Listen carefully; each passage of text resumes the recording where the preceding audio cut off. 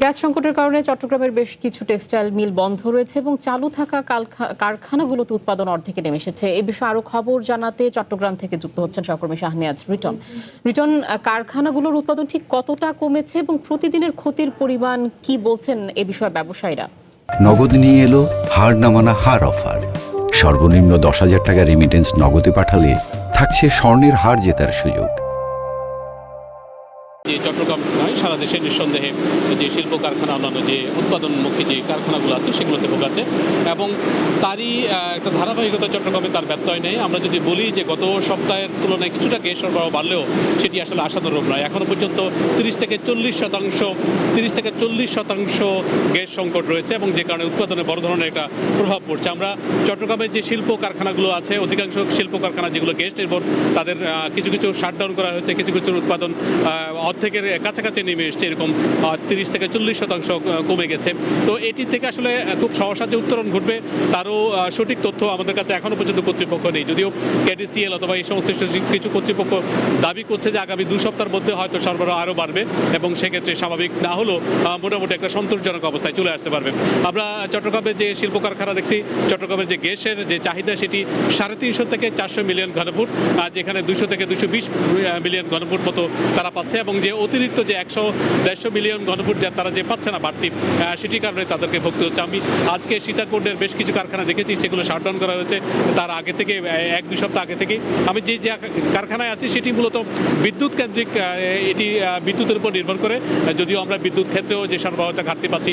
আমি এই কারখানার প্রধান নির্বাহী যিনি আছেন, তার সঙ্গে একটু কথা বলতে চাই। তাদের যে এই প্রভাবের কারণে কি ক্ষতি হচ্ছে সেগুলো সম্পর্কে একটু জানতে চাই।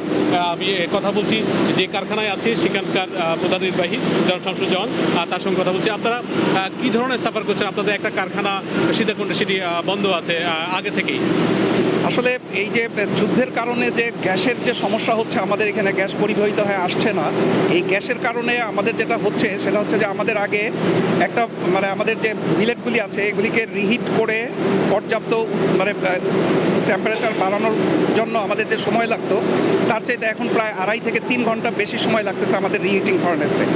এর কারণেই আমাদের আসলে 30 থেকে 35% উৎপাদন কম হচ্ছে। এটাই হচ্ছে আসলে আমাদের মূল সমস্যা। এছাড়াও আমাদের ইলেকট্রিক, যদিও আমাদের এটা তো বেশিরভাগ আমাদের বিলেটটা হয় ইলেকট্রিকেও আমাদের কিছুটা সমস্যা হচ্ছে গ্যাসের কারণে, উৎপাদন কমের কারণে মাঝে মাঝে বন্ধ করে দেয়। হঠাৎ করে বন্ধ করে দিলে আমাদের কিন্তু এখানে বেশ একটা বড় সমস্যায় পড়ে যায়। তখন এটা আবার চালু করতে একটা বেশ সময় লাগে, এতে করে আমাদের উৎপাদন কম হচ্ছে। শুনছিলেন যে এখানকার প্রধান নির্বাহী তিনি যারা ছিলেন যে চট্টগ্রামের যে কারখানাগুলো আছে, বিশেষ করে তার কারখানায় যে সমস্যাগুলো হচ্ছিল সেগুলোর কারণে তারা যে সমস্যার মধ্যে পড়ছিলেন সেগুলো জানাচ্ছিলেন। আমি চট্টগ্রামের আরও যে কারখানাগুলো আছে, বিশেষ করে যে ভারী শিল্পগুলো চরমভাবে ঢুকছে। ভারী শিল্পের মধ্যে যে গ্যাস সংকটটা আছে, কাছাকাছি পাশাপাশি শুরু হয়েছে যে বিদ্যুৎ সংকট। আমরা দেখি যে চট্টগ্রামের যে বিদ্যুৎ কারখানাগুলো আছে, যে বিদ্যুৎ উৎপাদন কেন্দ্রগুলো আছে, সেগুলো যেগুলো বিশেষ করে গ্যাস নির্ভর, সেগুলোতে উৎপাদন কমে গেছে, যার প্রভাব করতে জাতিগৃহে পড়ছে এবং চট্টগ্রামে প্রায় 3 থেকে 5 ঘন্টার মতো লোডশেডিং বিভিন্ন জায়গায় ধারাবাহিকভাবে হচ্ছে।